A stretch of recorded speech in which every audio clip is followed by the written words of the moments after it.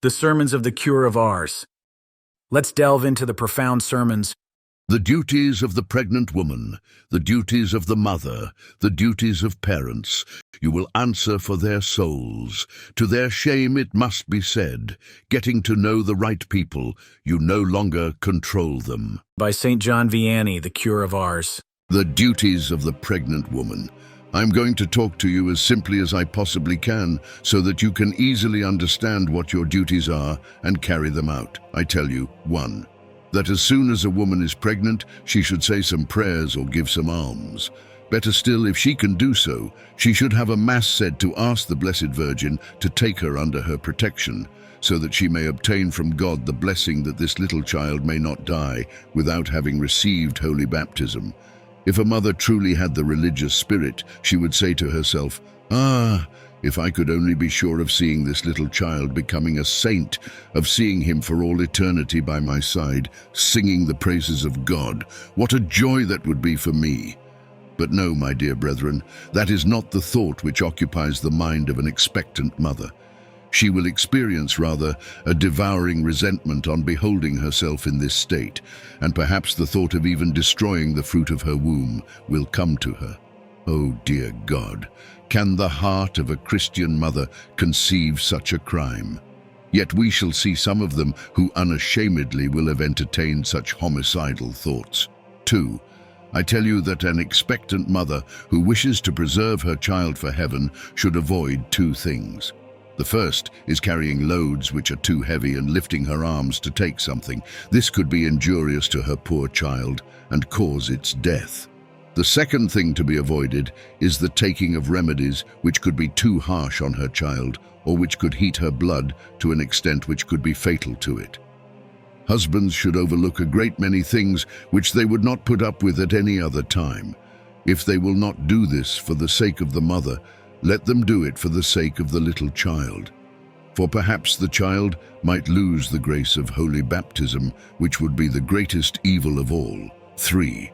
As soon as a mother sees her confinement approaching, she should go to confession, and for many reasons. The first is that many women die during their confinements, and if she should have the misfortune to be in a state of sin, she would be damned. The second is that being in a state of grace, all the sufferings and the pains which she will endure will gain merit for heaven. The third is that God will not fail to give her all the blessings which she will desire for her child. A mother at her confinement should preserve modesty as far as is possible in her state, and never lose sight of the fact that she is in the presence of God and in the company of her guardian angel. She should never eat meat on the forbidden days without permission, a practice which would draw down punishment upon herself and her child. 4. A child should never be left longer than 24 hours without being baptized. The duties of the mother. You should never have your children sleeping with you from the time they are 2 years old. If you do, you are committing a sin. The Church did not make this law without reason. You are bound to observe it. But you will say to me, sometimes it is very cold, or we are very tired. All that, my dear brethren, is not a reason which could excuse you in the eyes of God. Besides, when you married, you knew quite well that you would be obliged to fulfill certain responsibilities and obligations which are attached to the married state. Still, my dear brethren, there are fathers and mothers who are so little instructed in their religion, or who are so indifferent to their duties that they will have sleeping with them children from 15 to 18 years of age, and often brothers and sisters together. Dear Lord, these poor fathers and mothers are in a terrible state of ignorance. But you will say, we have no bed. You have no bed, but it would be better to let them sleep on a chair or in a neighbor's house. Dear Lord, the parents and children who damn themselves. But I will return to my subject and repeat to you that all the time that you allow your children to sleep with you after they have reached 2 years of age, you are offending God. How many mothers are there who have found their children smothered in the morning? How many mothers are present to whom this calamity has happened? And even if the good God has preserved you from it, you are no less guilty than if, every time your children slept with you, you found them smothered in the morning. You do not wish to agree with this, that is to say, you do not wish to correct it. We will wait until the judgment, and you will be obliged to recognize what you do not wish to recognize today. There are mothers who have so little religion, or if you like, are so ignorant, that if they want to show off their baby to some neighboring mothers, they will show it to them naked. Others, when they are putting on diapers, will leave the babies for a long period of time uncovered before everyone. Now, even if there is no one present at all, you should not do this. Should you not respect the presence of their guardian angels? It is the same thing when you are feeding them. Should any Christian mother allow her breasts to remain exposed? And even if they are covered, should she not turn aside to some place where there is no one else?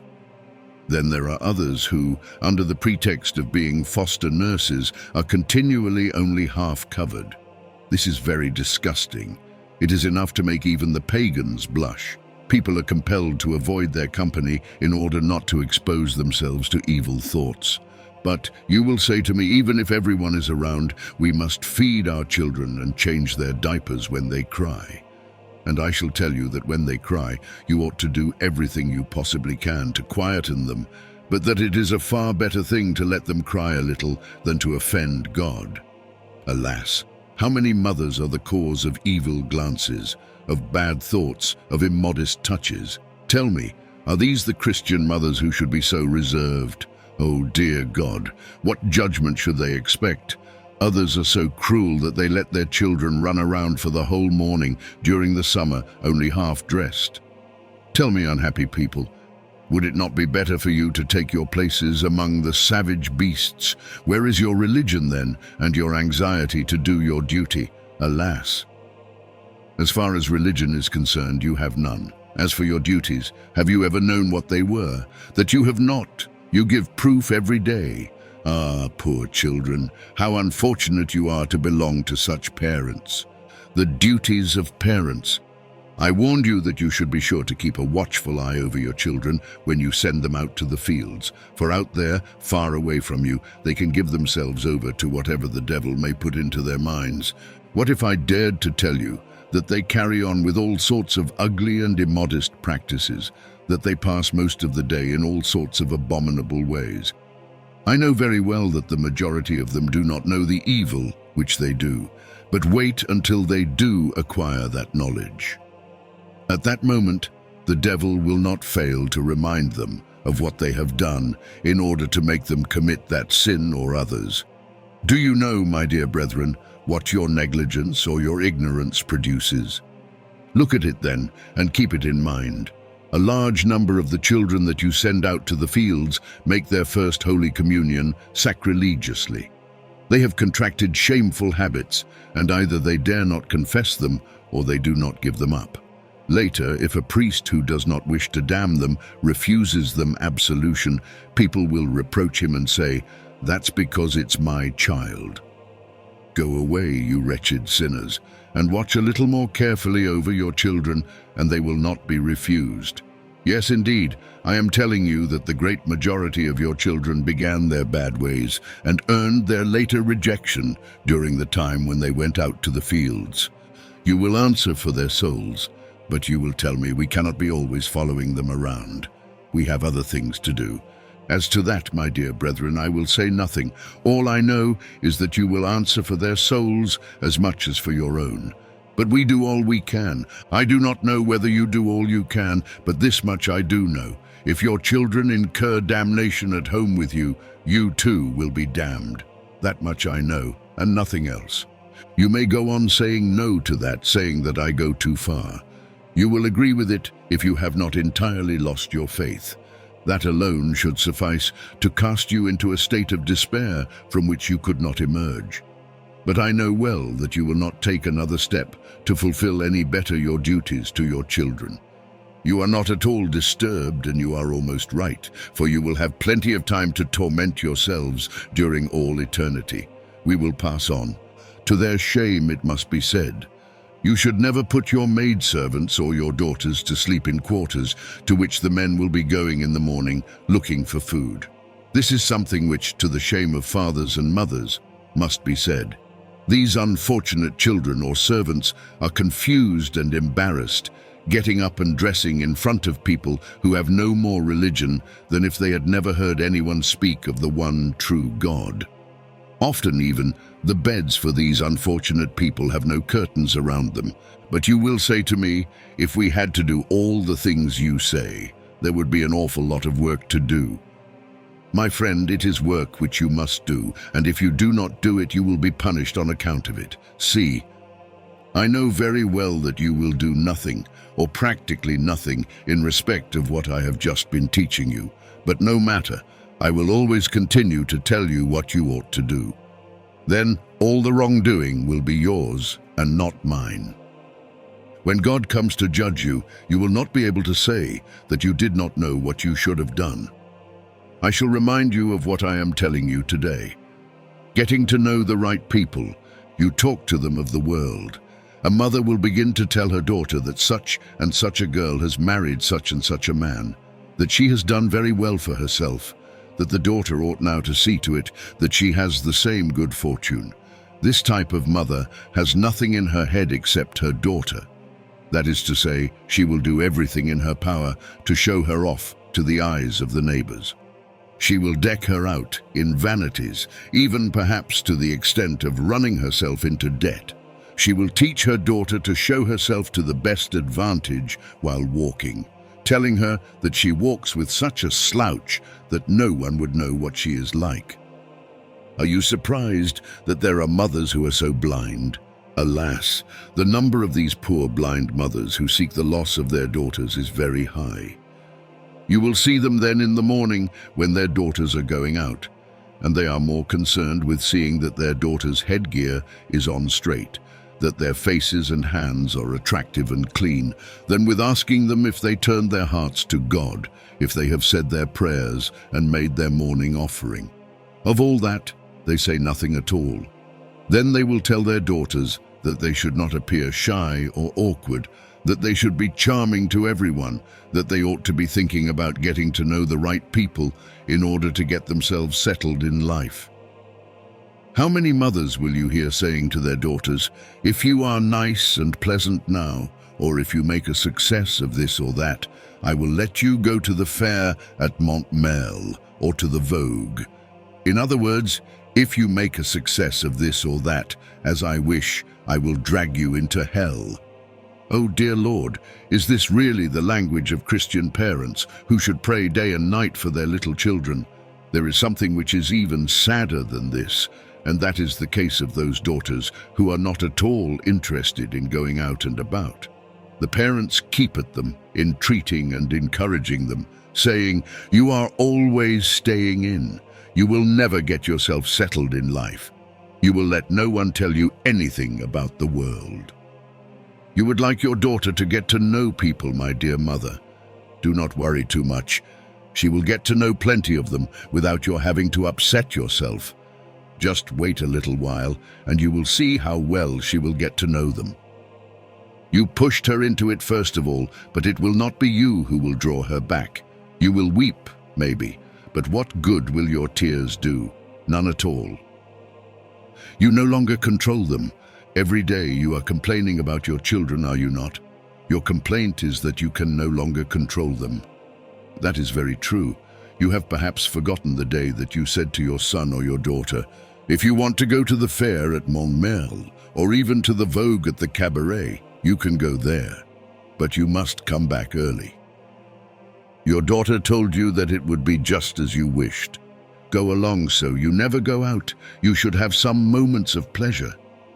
You will not say no.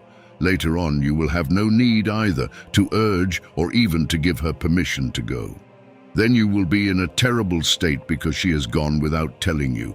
Look back, my dear mother, and you will recall that you gave her the permission once, which was for all time. You wanted her to get to know the right people so that she could get married and settle down. In fact, as the result of gadding about, she will get to know many people. Is not this the way, my dear mother? Let the pastor talk away. Go along just the same, be good, come back at an early hour, and all will be well.